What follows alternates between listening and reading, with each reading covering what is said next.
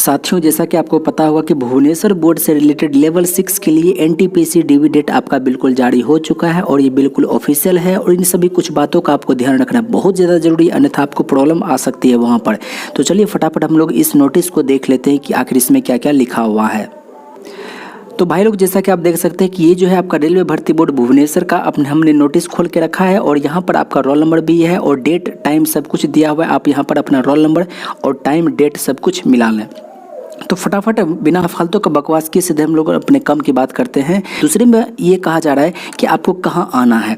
तो इसमें जो आपको जाना है कहाँ पर, तो railway recruitment board Bhubaneswar D7980 Rail Vihar Chandrashekhar Bhubaneswar pin आपका दिया हुआ है। तो ये जो है आपका वेन्यू दिया हुआ है और इसके अलावा ये वेन्यू जो है आपको आपके रजिस्टर्ड मोबाइल और रजिस्टर्ड ईमेल आईडी पर भी आपको भेज दिया जाएगा, जैसा कि 3 नंबर में ऐसा कहा जा रहा है।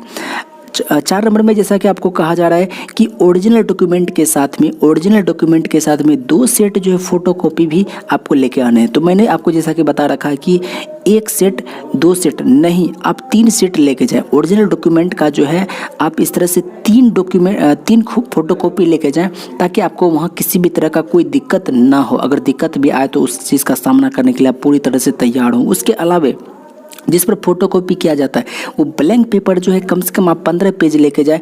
क्या पता हो सकता है कि वहाँ कुछ और चीज़ों की मांग कर दे, कुछ और आपको एप्लीकेशन इस तरह का लिखने के लिए ज़रूरत पड़ जाए, तो वहाँ आप कहाँ ढूंढिएगा। तो ये सब कुछ पेज जो है वो आप वहाँ पर अपने से ही लेके जाएँ ताकि वहाँ पर आपको किसी भी तरह का कोई दिक्कत नहीं हो। इसके अलावा 5 नंबर में कहा जा रहा है कि 6 जो है passport size colour photograph not more than 1 month old. तो जैसा कि कहा है कि 6 पासपोर्ट साइज ले लेने के लिए, तो 6 के बदला आप 12 लेके जाइए। और उस फोटो के नीचे में जैसा कि कहा है कि इसमें 1 मंथ ओल्ड नहीं होना चाहिए, तो नीचे में जो आप डेट भी मेंशन करवा दीजिए ताकि जो है उसको ये भी कन्फर्म है कि 1 महीने से पुराना ये फ़ोटो नहीं है।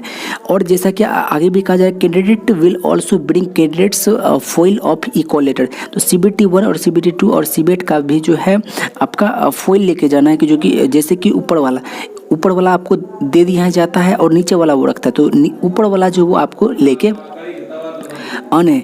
इसके बाद इसमें कहा जा रहा है कि यदि आपके स्पेलिंग में मिस्टेक या फिर पिता के नाम के मिस्टेक है तो उसमें जो है आपको रिलेवेंट एफिडेविट लेके आने हैं।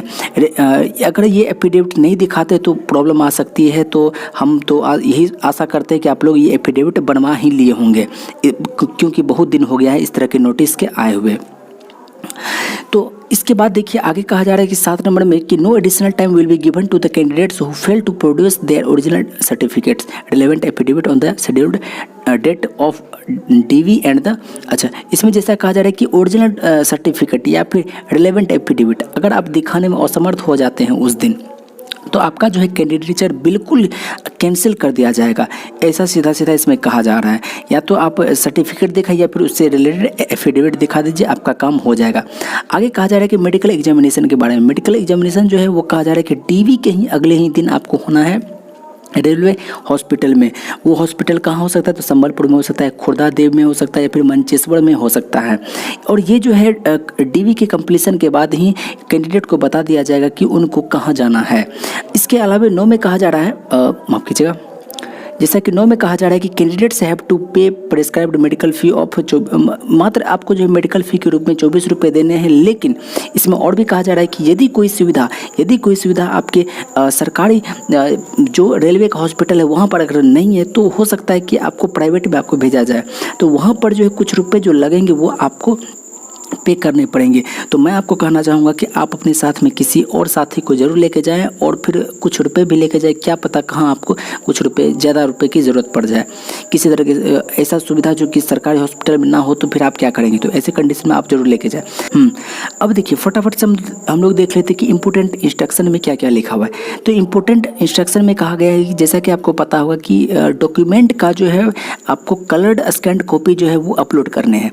तो ये वेब पोर्टल जो है आपको इसी पर आपको अपलोड करने हैं। तो और ये जो है पोर्टल आपको एक्टिव हो जाएगा डीवी के डेट से 10 दिन पहले और फिर डीवी के दिन वो जो है क्लोज होगा।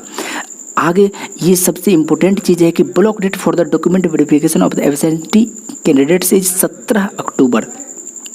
ब्लॉक डेट का माने ये हुआ कि जो जैसे कि 11 तारीख से आपका स्टार्ट हो रहा है, आपका जिस दिन भी वेरिफिकेशन होना, मान लीजिए आप उस दिन नहीं पहुंच पाए तो लास्ट डेट जो है 17 तारीख को दिया गया, 17 अक्टूबर को आपका समय दिया गया। अगर आप इस दिन भी नहीं पेश हो पाते हैं तो फिर आपका जो कैंडिडेट बिल्कुल भी कैंसिल कर दिया जाएगा। और अगर आप इस तारीख को नहीं आ पाए तो आपको रीज़न भी बतलाना पड़ेगा कि आखिर आप क्यों नहीं आए। हो सकता है कि आपका एग्ज़ाम हो तो आपको माफ़ी तो आपका हो जाएगा, या फिर अगर यदि आप बीमार हैं तो आपका हो जाएगा। लेकिन इसके अलावा कोई भी समस्या है, कोई भी और दूसरी बातें रहेगी तो वहाँ पर बिल्कुल भी एक्सेप्ट नहीं किया जाएगा। तो ये आपका लास्ट डेट है, ब्लॉक डेट है, इसको आप ध्यान से समझ लीजिए। अगला है आपका डॉक्यूमेंट वेरिफिकेशन का डेट। तो जैसा कि आप अपना रोल नंबर देख रहे हैं और फिर यहाँ डेट देख रहे हैं, तो 11 अक्टूबर से आपका शुरू हो चुका है सुबह 9 बजे में, और 11 अक्टूबर को ही 1-2 बजे भी आपका हो रहा है। तो ये आपका हो गया 11 को, और फिर आपका लगातार दूसरे भी दिन 12 तारीख को भी हो रहा है, और सुबह 9 बजे और फिर दोपहर में 2 बजे। इसके बाद 13 तारीख को भी है, 13 तारीख को सुबह में 9 बजे और फिर 13 तारीख को ही शाम में दोपहर में 2 बजे। तो इस तरह से आप देख सकते हैं कि यही टोटल था। इसमें चूँकि वैकेंसी कम थी इसलिए कम ही लोगों को इसमें बुलाया भी गया है। तो आशा करते हैं कि हमारा वीडियो आपको पसंद आया तो हमारे चैनल को लाइक करके सब्सक्राइब करके हमें सपोर्ट जरूर करें। शुक्रिया, जय हिंद।